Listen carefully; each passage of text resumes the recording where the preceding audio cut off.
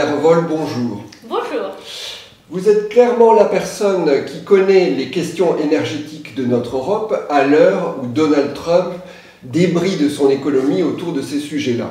Docteur en sciences politiques, vous avez été porte-parole de la Commission européenne en France, membre de la task force sur le plan de relance européen.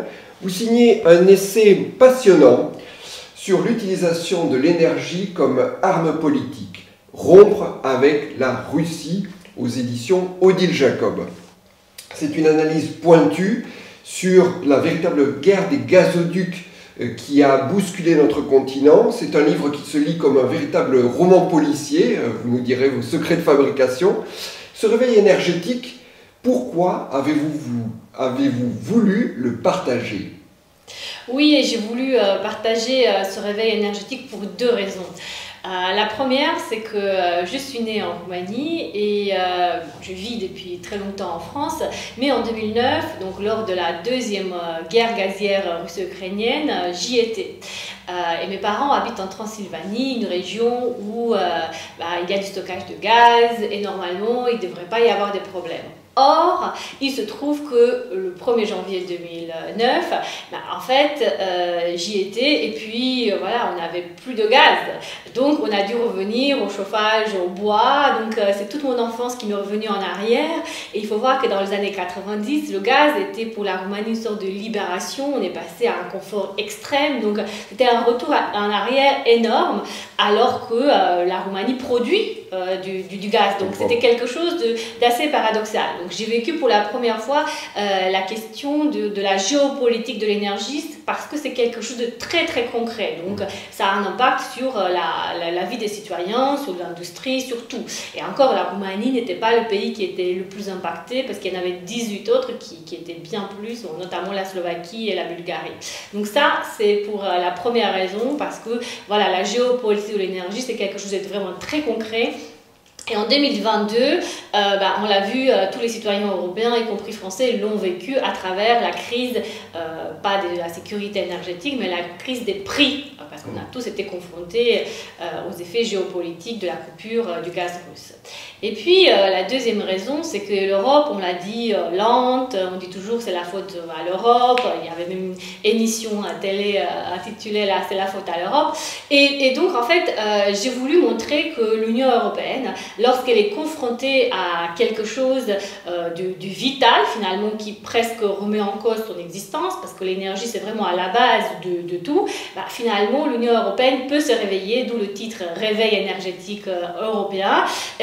Et malgré ces divisions, parce que ce que je montre dans le livre, il y avait une vraie division sur la perception de la Russie depuis très longtemps dans l'Union européenne. Et malgré tout, y compris la Hongrie et la Slovaquie, elles ont accompagné donc, ce réveil énergétique. Alors, on va approfondir tous ces sujets avec vous, effectivement. J'aimerais qu'on commence par un point d'actualité, parce qu'aujourd'hui, au 1er janvier 2025, les importations de gaz russe via le pipeline ukrainien ont cessé. C'était par ce canal que passaient 90% des exportations russes vers l'Union européenne. Alors, comment analysez-vous cette situation en ce début 2025 ? Ça montre en fait qu'on peut se passer du gaz russe, puisque en réalité c'est quelque chose de très symbolique cet arrêt, mais ce canal historique approvisionnait finalement la Slovaquie et un peu la Hongrie, donc en fait un marché de 6 milliards de mètres cubes de gaz sur 150 milliards de mètres cubes de gaz qu'on importait naguère, donc en 2022.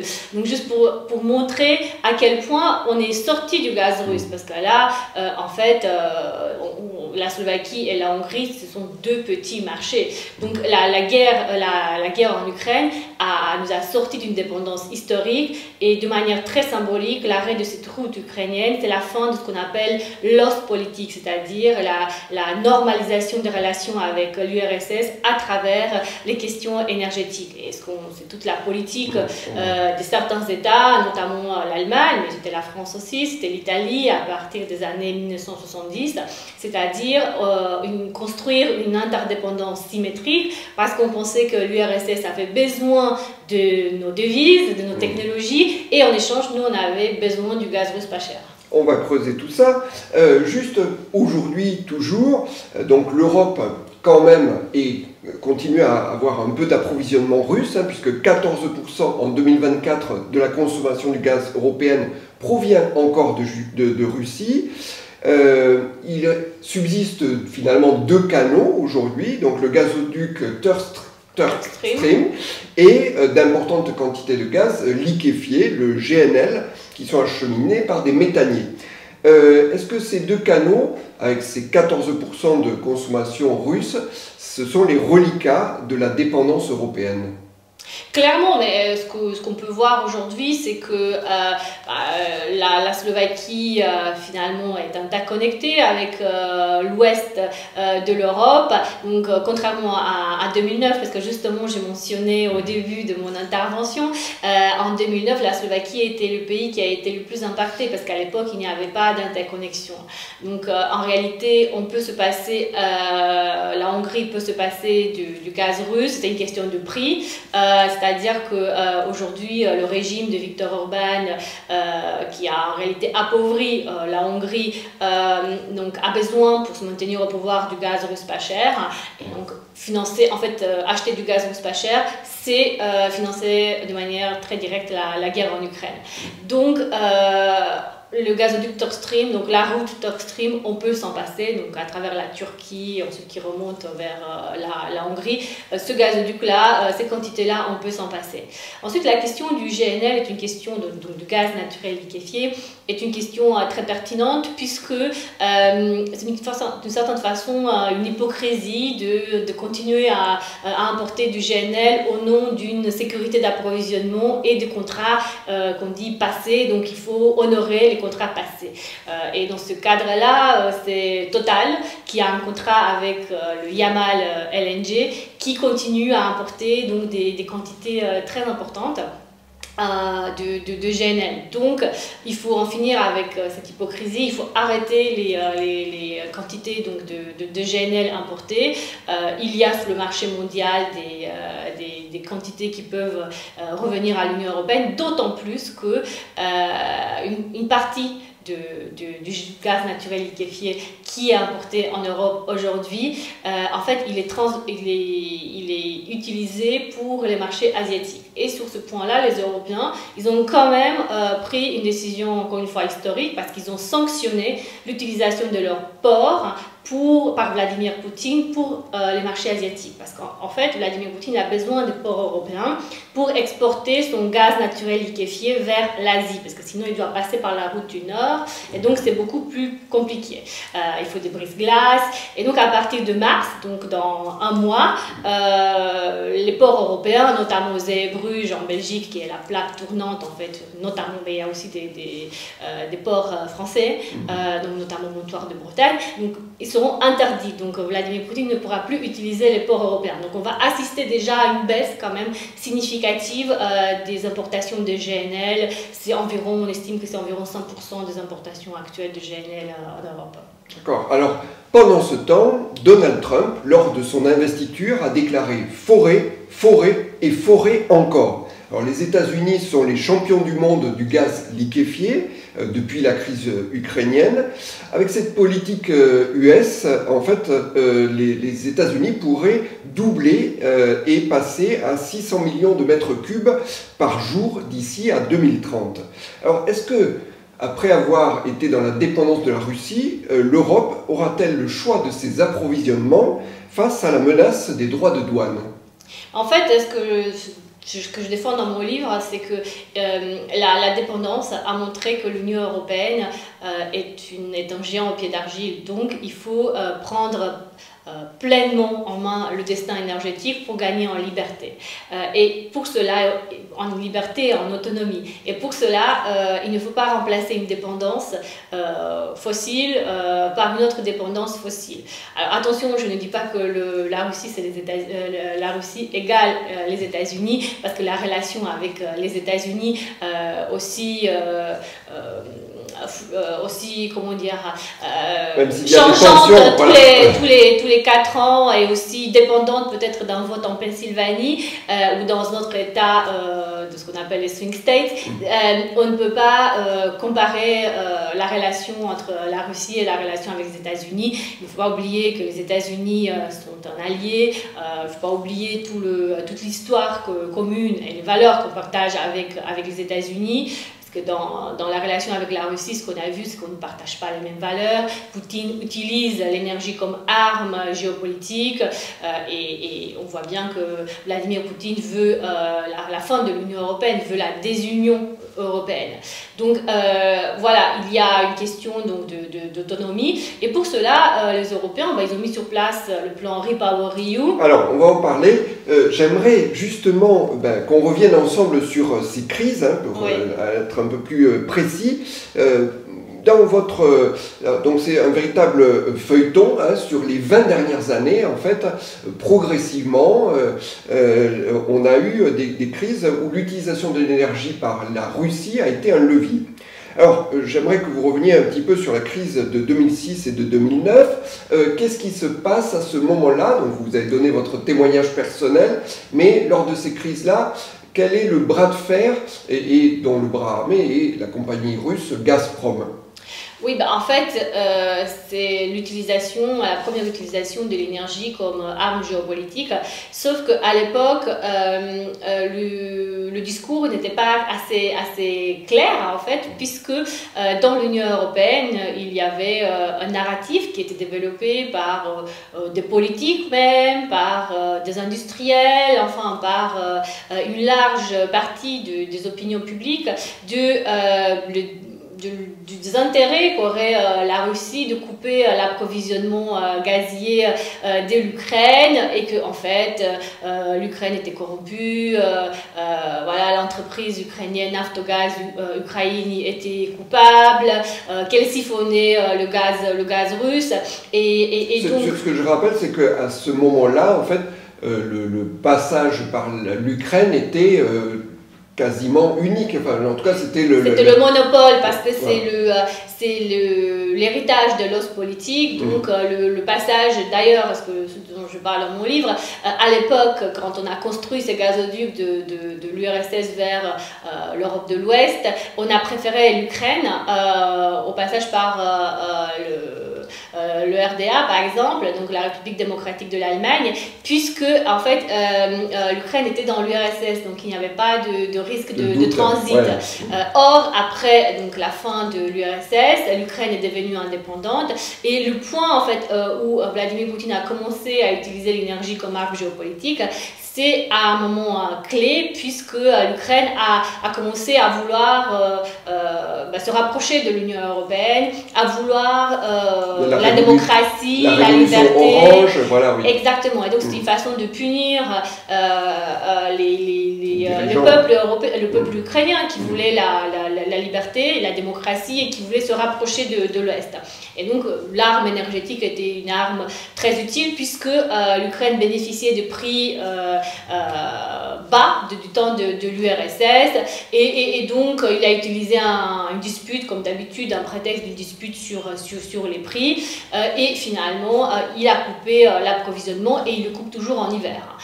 Donc parce que là c'est le plus grand impact, les images à la télé sont très très fortes et puis les citoyens voient vraiment l'impact. Et puis il y a quand même eu une conséquence assez inattendue, c'est qu'il y a un discours qui a pris, c'est que l'Ukraine est coupable, donc il faut construire des gazoducs du producteur, donc de l'URSS, vers les plus grands marchés européens, donc des gazoducs directs pour éliminer le risque de transit. Puis là, on a assisté à une sorte d'accélération de l'os politique finalement avec le gazoduc Nord Stream 1 et Nord Stream 2. Et puis vous avez mentionné tout à l'heure, il y a le Stock Stream qui a remplacé un autre projet qui ne s'est pas fait, qui s'appelait South Stream. Alors, juste quand même, je voudrais expliquer qu'à ce moment-là, on va dire quand la Russie fermait le robinet, ça faisait très mal au pays puisqu'en fait, on avait un flux de gaz qui allait vers les pays, mais en fait, il n'y avait pas d'interconnexion entre les pays. Donc en fait, ça faisait très mal. Et donc, il n'y avait pas de solidarité européenne sur le gaz. Comment, finalement, les pays européens ont réagi à ces situations? C'est comme un système de veine qui est allé à sens unique, mais sans interconnexion entre les pays. Donc si la Roumanie n'avait plus de gaz, eh bien en fait, il n'y avait pas de solution de repli sur le gaz. Tout à fait, puisque en fait les marchés, il n'y avait pas de marché européen à l'époque de l'énergie.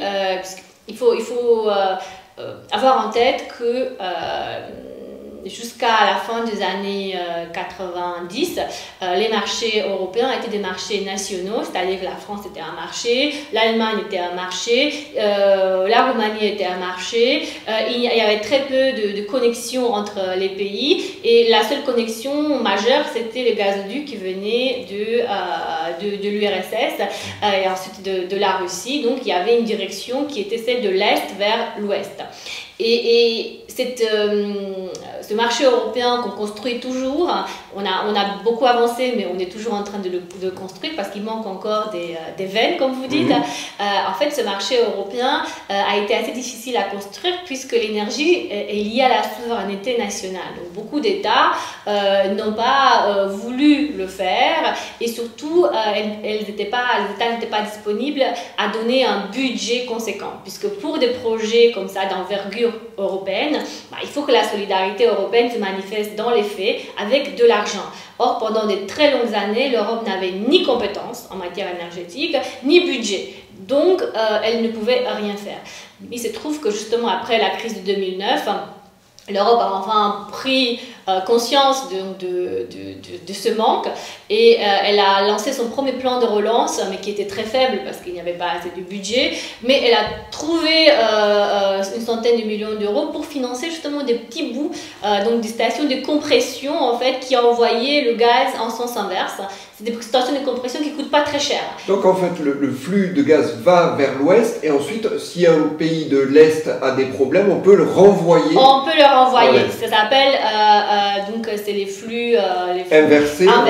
Et donc, ce qui a été mis en place assez rapidement en 2009 comme solution vraiment de secours. Et puis après, les États ont quand même pris en charge leur destin énergétique puisqu'ils se sont rendus compte qu'il y avait quand même un problème. Et ils ont donné un budget assez conséquent en 2014 aux interconnexions énergétiques qui nous ont sauvés d'ailleurs en 2022 puisque entre 2014 et 2022 il y a une centaine de gazoducs, des flux inversés, des terminaux GNL qui ont été construits un peu partout en Europe pour s'assurer que les États étaient interconnectés. Et donc, ce que vous expliquez très bien dans votre livre, c'est à quel point ces hydrocarbures, ce gaz, sont au cœur du pouvoir de Vladimir Poutine. Vous expliquez comment, à partir de sa prise de pouvoir, en l'an 2000, il utilise cette énergie pour redresser son pays, et ça marche. Que fait-il et comment consolide-t-il son pouvoir autour de cette énergie ? Il arrive à un moment où le prix de l'énergie augmente en fait, donc ça le sauve. Donc il construit d'abord un fonds de réserve, un fonds stratégique qui lui permet justement donc, de redresser l'économie russe, qu'il ne faut pas oublier dans les années 90, elle a été très, très mal menée. Donc ça lui donne de la crédibilité et puis il reprend aussi le pouvoir sur les oligarques, c'est-à-dire qu'il ne faut pas imaginer qu'il finit avec les oligarques. En fait, il reprend le pouvoir sur les oligarques. Parce que lors de la période précédente, sous Eltsine, le secteur a été privatisé, donc accaparé par ces oligarques. Donc, exactement, voilà. Il a été accaparé par ces oligarques. Et donc, l'arrestation de Khodorkovsky, qui était également un potentiel concurrent politique, donc est très symbolique. Donc, arrestation suivie donc de la nationalisation de Yukos, et donc il reprend le pouvoir sur le secteur énergétique, sur le pétrole, sur le gaz, et il met donc, à la tête de ces entreprises des hommes qui lui doivent leur carrière, et donc ça ne veut pas dire qu'il finit avec les oligarques, mais les oligarques, maintenant, en fait, ils suivent le pas de Vladimir Poutine, et les entreprises énergétiques roulent pour son projet néo-impérialiste. Alors, après toute cette période-là, effectivement, il y a eu la première invasion de l'Ukraine en Crimée en 2014, mais vous en avez déjà parlé. Simplement, je voudrais qu'on mette un peu le projecteur sur ce qui se passe en 2022. Comment l'Union européenne va réagir à l'invasion de l'Ukraine, alors qu'on est dans ce système où finalement on a essayé un petit peu de se dégager de la dépendance russe. On est dans une période où quand même, on va dire, une bonne partie de notre approvisionnement dépend de ce pays. Que va-t-il se passer là, entre ce mois de février et ce mois de mars 2022, à Versailles, en France, et quelles en sont les conséquences?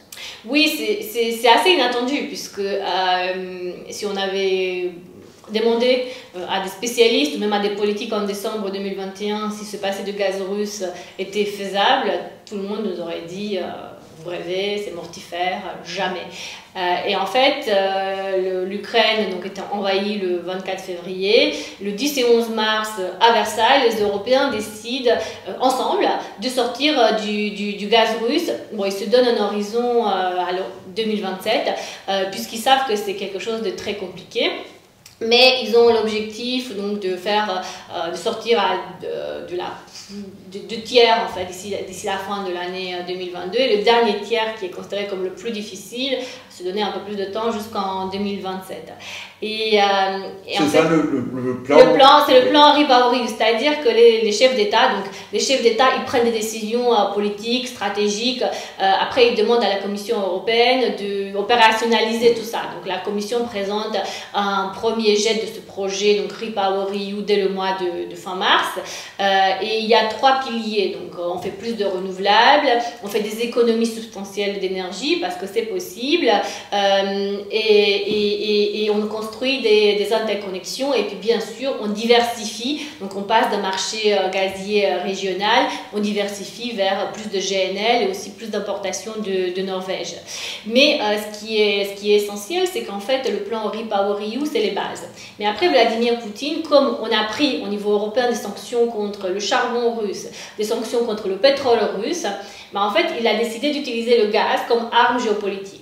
Et à partir du mois d'avril-mai 2022, il coupe le gaz dans une tentative désespérée de mettre sous pression les pays européens. Donc il commence par la Bulgarie, par la Pologne, parce qu'il pense que c'est les pays les plus faibles. Sauf qu'il ne se passe rien au niveau de la sécurité énergétique.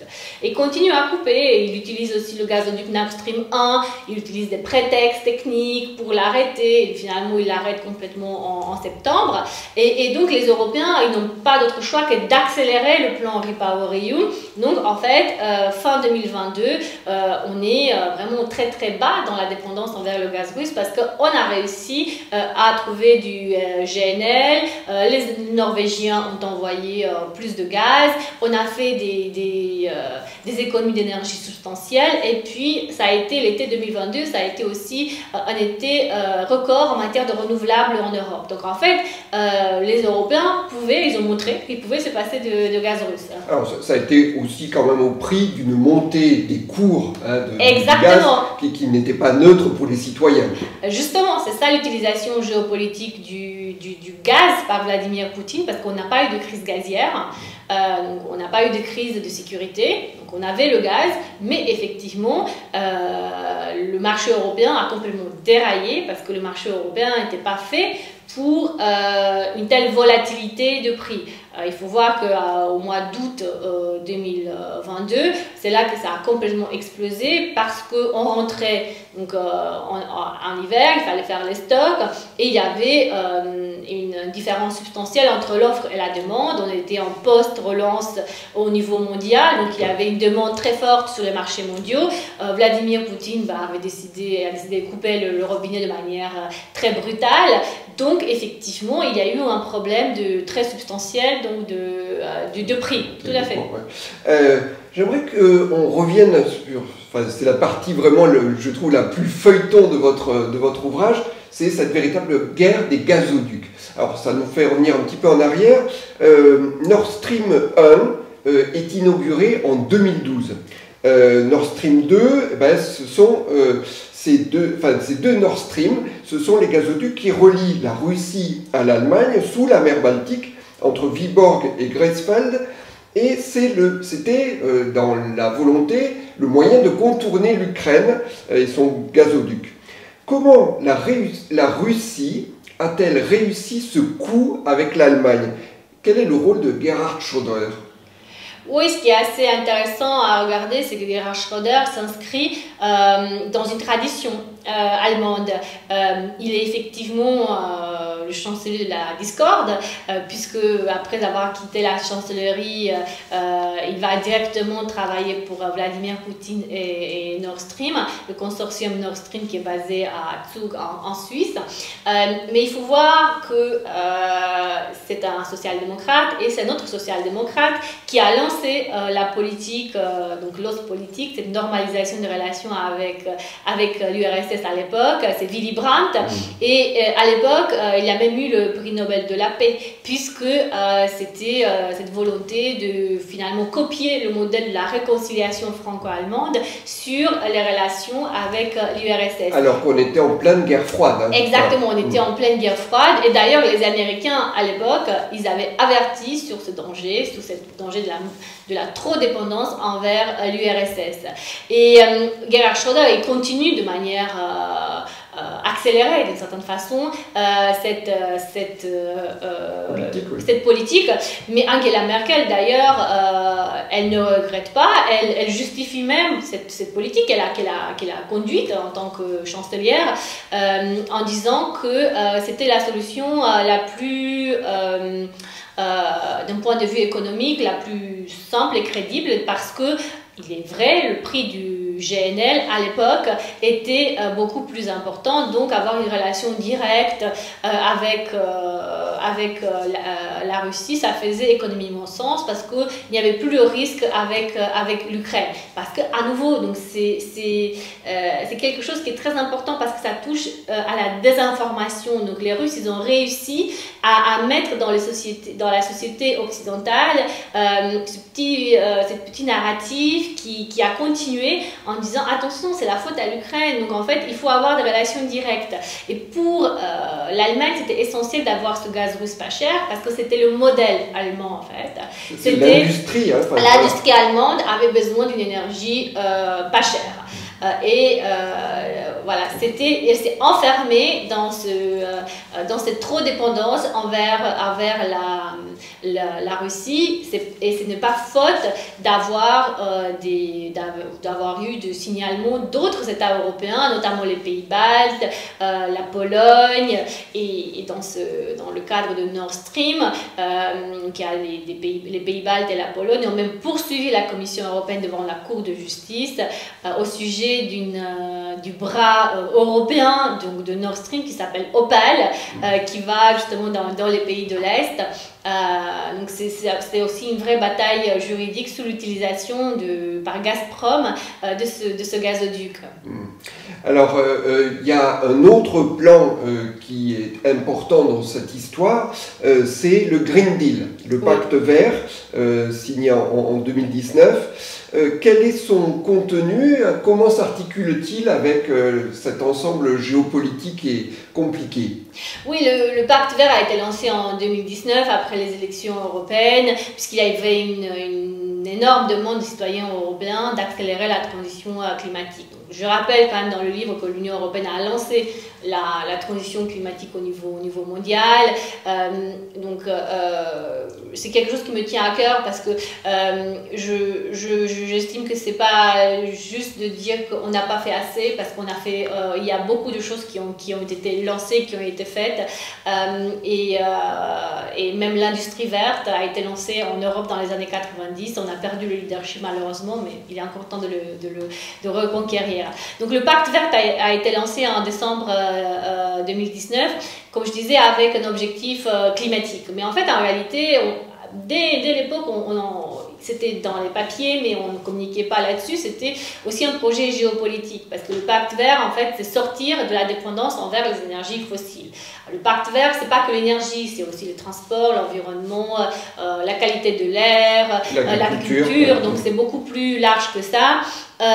Mais pour l'énergie, clairement, c'est plus de renouvelables, faire des économies d'énergie, et ça c'est essentiel parce qu'il y a 40% de la consommation qui vient des bâtiments, donc il faut baisser cette consommation-là. L'ambition de ce plan, c'est finalement d'être le premier continent autonome grâce aux énergies renouvelables en 2050. Alors l'ambition, c'est d'être le premier continent climatiquement neutre à l'horizon 2050. Alors c'est pas que grâce aux renouvelables, donc il y a aussi une bataille technologique industrielle qui est à mener sur l'hydrogène, sur le CCS, donc le captage et le stockage du carbone. Donc il y a une bataille industrielle qui est également à mener. Mais l'idée, c'est justement de sortir de la dépendance envers les fossiles, et aussi bien que le gaz et le pétrole, parce que nous sommes dépendants de la Russie, mais aussi d'autres régimes pour le moins illibéraux, sinon autocratiques dans le monde. Alors ce plan et toute cette logique, on va dire, de décarbonation, il y a un sujet de financement. C'est des sommes faramineuses. Alors ça, c'est le premier problème, on peut voir.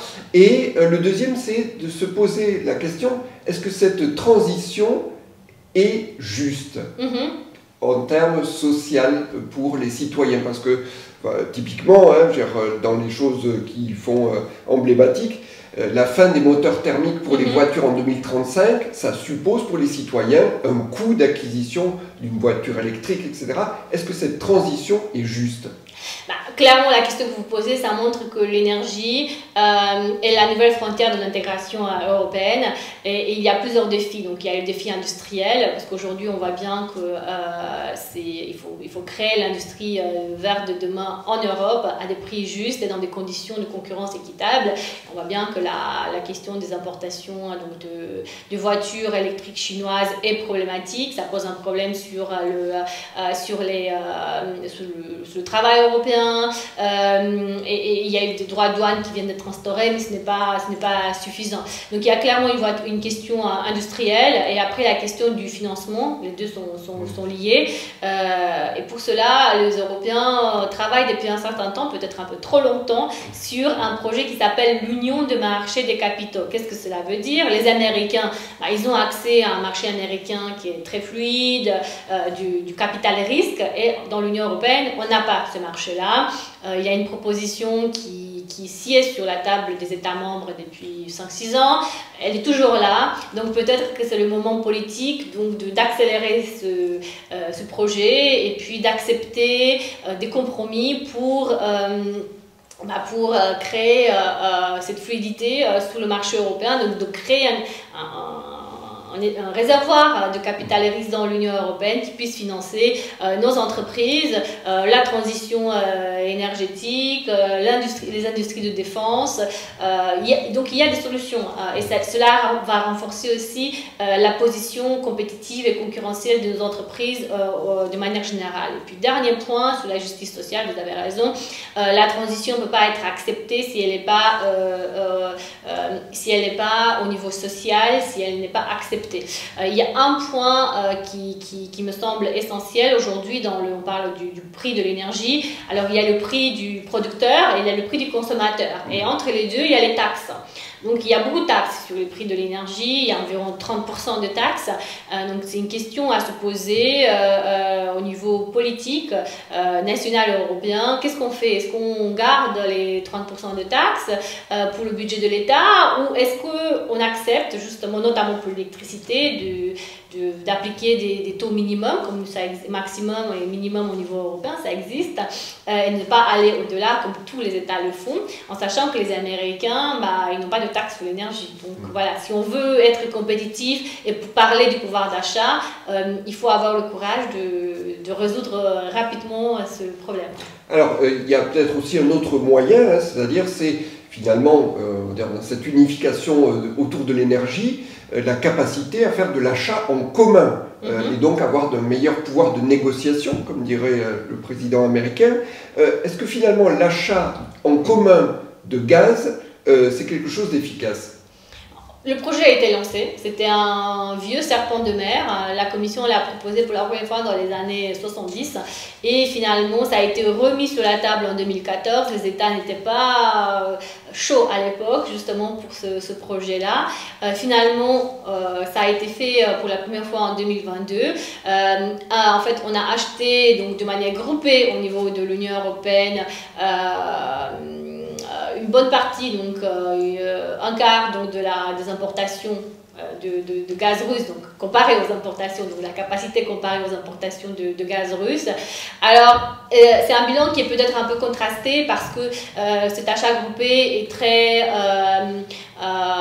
intéressant pour des entreprises situées dans des petits marchés qui n'ont pas nécessairement accès aux mêmes conditions que des entreprises qui sont plus établies sur les marchés mondiaux et qui ont des capacités financières et négociations beaucoup plus importantes. Mais le mécanisme, je crois que ce mécanisme-là est une chance. Pourquoi? Et quelque chose qu'il faut renforcer à l'avenir, puisqu'on a vu que notre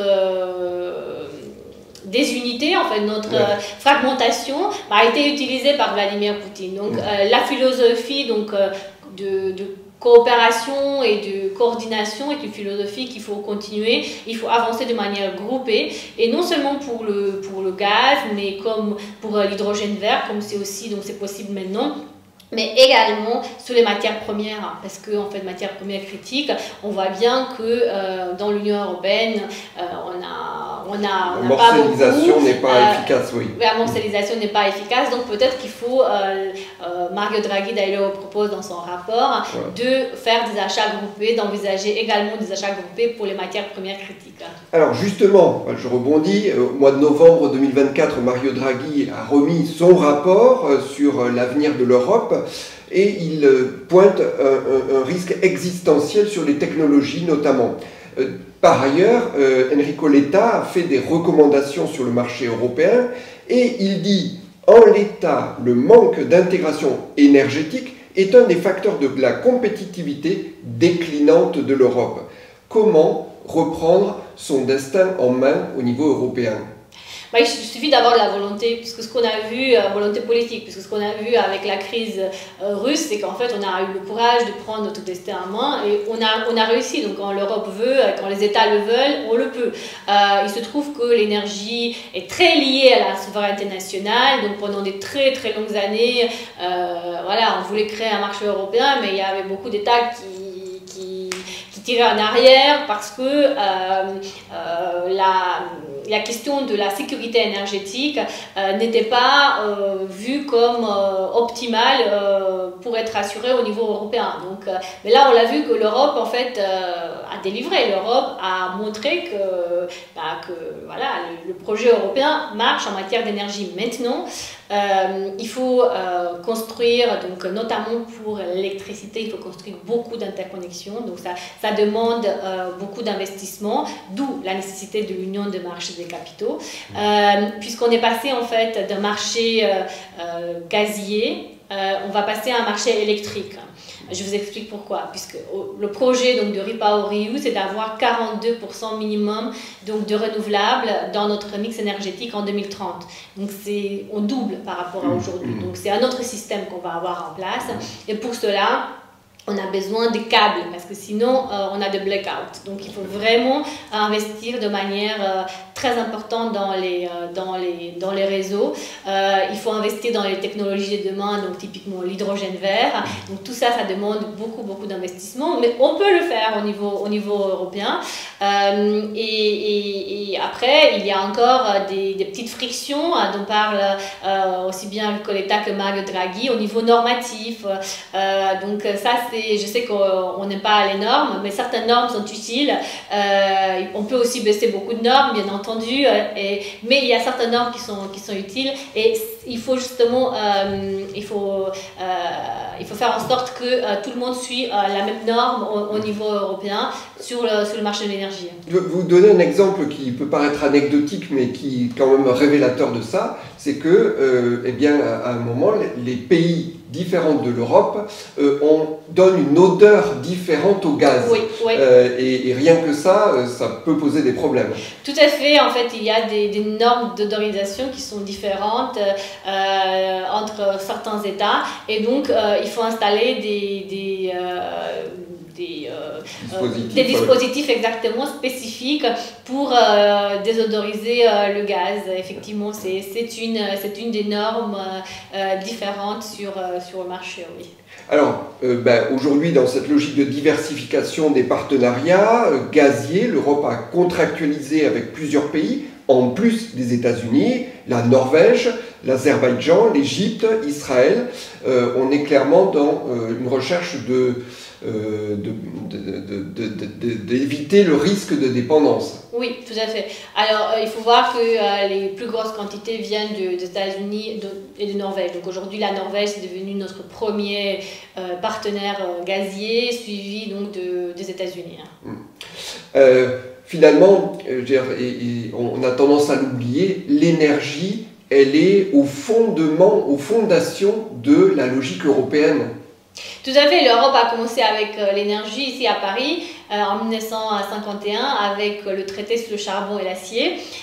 Donc la philosophie européenne, donc la paix grâce à la coopération économique dans des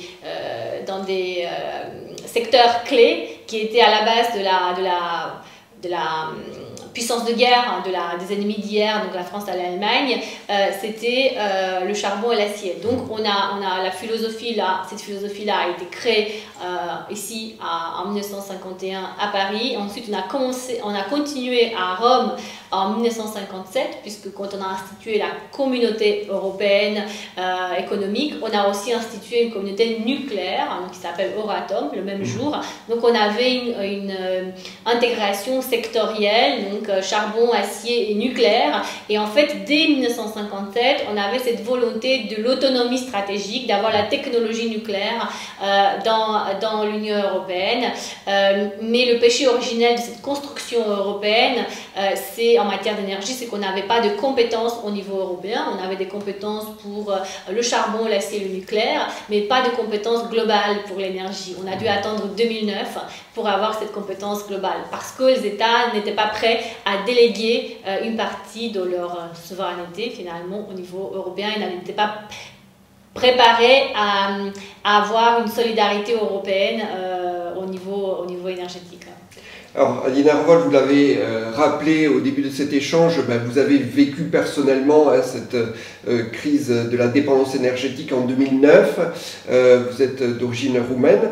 Vous avez été, pendant la première présidence d'Ursula von der Leyen, le visage et la voix de la Commission européenne en France. Quel est le souvenir le plus marquant pour vous de cette expérience européenne ? C'est une question assez personnelle et intéressante. Je dirais que le 24 février 2022, quand la guerre est revenue sur le continent européen, j'ai été très marquée par la réponse européenne vraiment très rapide. C'était en fait, on ne pensait pas que l'Europe allait connaître, donc le continent européen allait connaître encore la guerre, parce que l'Europe est un projet de paix. Et en fait, l'Europe s'est mise, mais vraiment du jour au lendemain, en ordre de bataille finalement, pour non seulement aider l'Ukraine, mais aussi voilà, sortir de cette dépendance gazière et ne plus financer la guerre en Ukraine. Après, donc ça c'est vraiment au niveau donc c'est un souvenir qui m'a marqué très fortement, parce que en fait on dit toujours que l'Europe est lente, que l'Europe ne sait pas agir, et là on a vraiment agi dans l'heure qui a suivi l'invasion. Après il y a un autre souvenir que je garde, c'est que les Français aiment l'Europe. En grande partie, ils sont attachés à l'Union européenne, même s'ils critiquent. L'Europe, il ne faut pas oublier que c'est un projet qui est assez récent finalement. Donc, c'est un projet en construction. Il y a des choses à revoir, bien entendu, à mieux faire. Mais voilà, les Français, en général, sont quand même attachés à l'Union européenne. Et finalement, ce qui m'a beaucoup marqué, c'est le peu de place que l'Europe a dans les médias. Donc bien entendu, dans mon rôle, j'ai essayé de travailler pour accroître cette place de l'Europe dans le média, d'expliquer de manière très concrète la valeur ajoutée de l'Union européenne. Je dirais que ça, c'est quelque chose qui m'a beaucoup marqué par rapport à d'autres États. Il y a une chose qui m'a vraiment marqué, c'est que tous les ans, vous allez dire c'est juste un discours, mais tous les ans, le ou la présidente de la Commission européenne fait un discours devant le Parlement européen, qui est à Strasbourg, et la France tient beaucoup à ce siège à Strasbourg. Et en France, il est depuis justement 2022 en direct sur France Info, la télé. Mais il n'est pas sur une autre chaîne en direct, alors que dans d'autres États membres, ce discours, il est en direct à la télé. Et vous allez dire c'est juste un discours, mais en fait, si on dit que l'Europe n'est pas incarnée, si on dit qu'on ne sait pas à quoi ça sert l'Europe, et alors qu'il y a un discours qui a lieu en France, et que finalement les télés ne relaient pas, finalement on ne peut pas expliquer aux citoyens à quoi sert l'Europe. Donc c'est ça qui m'a beaucoup marqué.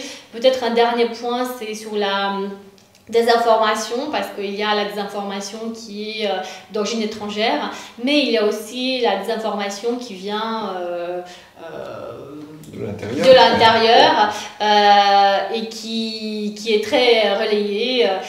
Et justement, si l'Union européenne est mise en cause systématiquement, et que d'autre côté, on ne sait pas ce qu'elle fait, justement, parce que les médias ne relaient pas assez ce que l'Union européenne fait, bien entendu, il faut pas avoir un relais BA de l'action européenne, mais il faut expliquer ce que l'Union européenne fait, et ça, c'est malheureusement pas assez présent dans les médias français.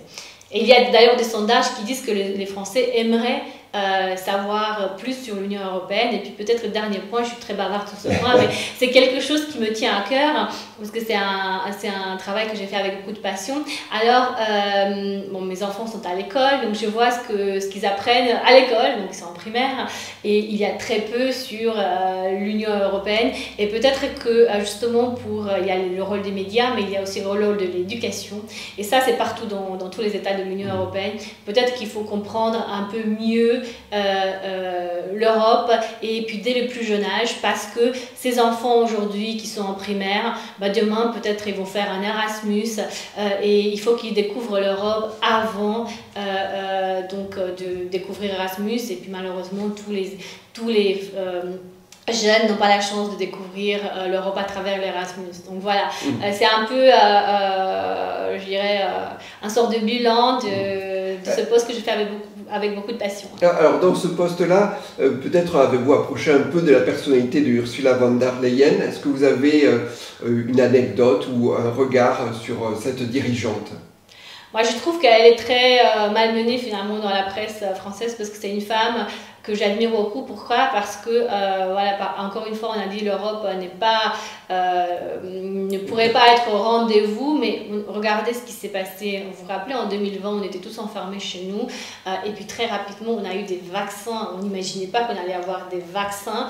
On était presque tous confrontés finalement à une sorte d'insécurité par rapport au lendemain. On ne savait pas si le lendemain on allait avoir le Covid, si on allait aller à l'hôpital ou pas. Et en fait, très rapidement, on a eu des vaccins qui ont été disponibles partout dans l'Union européenne. Et ça, c'est grâce à l'action d'Ursula von der Leyen. Donc, c'est quelque chose de très concret qui a touché à la vie et à la mort finalement. Et donc, c'est une femme qui donne beaucoup donc de sa disponibilité pour l'action de l'Union européenne. Et d'ailleurs, il y a une anecdote qui est très présente dans la presse d'ailleurs, un peu partout en Europe. Elle vit au Berlaymont, donc elle vit au siège de la Commission européenne. D'accord. Alors, une question très personnelle pour terminer cet échange. Vous qui êtes diplômé du Collège d'Europe, si là, maintenant, vous aviez l'occasion de prendre un café avec la jeune Adina, que vous étiez à 18 ans, les yeux dans les yeux, sur le plan de la vocation, je ne sais pas si vous vouliez faire ce que vous avez fait, sur le plan de la vocation et de la vie qui va avec, que lui diriez-vous ? C'est une question assez intéressante. Écoutez, moi, j'ai toujours voulu travailler pour l'Union européenne puisqu'en fait, j'ai grandi sous le communisme en Roumanie et donc pour moi, les valeurs qui sont incarnées par l'Union européenne, la liberté déjà, c'est une valeur fondamentale et je n'aimerais pas que mes enfants aient à vivre ce que moi j'ai vécu en étant enfant. Et l'Union européenne, aussi imparfaite soit-elle, c'est le meilleur projet qu'on puisse avoir dans l'Union européenne, qu'on puisse avoir aujourd'hui. Donc voilà, je dirais à la jeune Adina donc de continuer, peut-être de faire les mêmes erreurs, parce que bien entendu chacun fait des erreurs, a des échecs, mais je dirais que j'ai passé peut-être beaucoup de concours que je n'ai pas eu mais qui m'ont renforcé et je dirais que c'est quelque chose, c'est super intéressant ça, l'échec, puisque on le dit pas assez en Europe contrairement aux États-Unis, mais il faut apprendre de ces échecs, se renforcer et continuer à avoir un objectif et continuer, et puis il y a des jours avec, des jours sans, mais finalement voilà, on va y arriver d'une façon ou d'une autre. Et je pense qu'aujourd'hui il faut que les jeunes reprennent en main le destin européen, puisque ma génération, une partie de ma génération a connu, du moins peut-être par les livres d'histoire, si pas en réalité, la division de l'Europe en deux, derrière le rideau de fer. La génération d'avant a connu la guerre. Enfin, c'était des générations qui avaient un objectif dans la construction européenne. Mais aujourd'hui, beaucoup de jeunes n'ont vu de l'Europe que les crises, à commencer par la crise grecque, avec son image qui colle malheureusement depuis à l'Union européenne d'austérité, ensuite la crise migratoire, les différentes crises, y compris la Covid, qui a eu un impact psychologique très important sur la jeunesse d'aujourd'hui. Donc il faut retrouver la foi de construire un avenir commun, et l'Union européenne reste le meilleur projet qu'on puisse avoir. Adina Revol, merci beaucoup pour votre énergie communicative. Merci beaucoup. Merci à vous.